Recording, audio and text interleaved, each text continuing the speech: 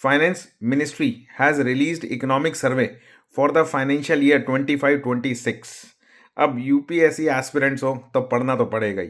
क्यों? क्योंकि इसमें से 5 से 6 डायरेक्ट क्वेश्चन आते हैं और सिमिलरली 5 से 6 इनडायरेक्ट क्वेश्चन भी आते हैं। तो 5 से 6 डायरेक्ट क्वेश्चन कैसे आ सकते हैं? तो अगर आप इकोनॉमिक सर्वे का प्रीफेस पढ़ोगे तो उसमें यूज़ किया हुआ एक टर्म पावर गैप इंडेक्स, तो आपको पता है यूपीएससी पावर इंडेक्स पूछता ही है। क्लियर? सिमिलरली एक टर्म और you can say concept use किया गया है, that is concept of entrepreneurial state, तो ये इंपॉर्टेंट बन जाता है। क्लियर?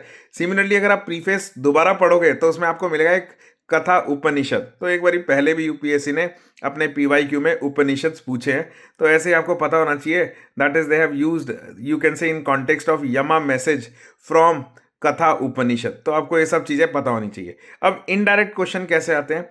तो जो जो स्कीम्स उसमें पूछी गई हैं, तो क्लियर, तो वो आपके लिए ऑटोमेटिकली इंपॉर्टेंट हो जाती है यूपीएससी पॉइंट ऑफ व्यू से। ऐसे ही अगर आप ये देखोगे, इस बार का जो इकोनॉमिक सर्वे है वो कहीं ना कहीं मोर देन 700 पेजेस का है। तो अगर आप लास्ट ईयर का इकोनॉमिक सर्वे देखोगे तो वो 400-500 पेज पे पूरा ही खत्म हो गया था। क्लियर? और इस बार 16 चैप्टर है, मतलब टोटल 16 चैप्टर है, और जो लास्ट वाला चैप्टर है वो उन्होंने 2 पार्ट में दिया, पार्ट 1 पार्ट 2।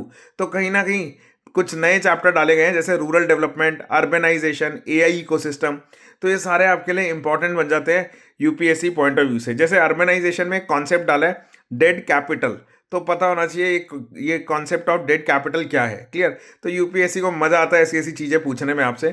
थोड़े दिन का टाइम दीजिए, I will come out with you can से चैप्टर वाइज यू कैन से वीडियोस फॉर इकोनॉमिक सर्वे।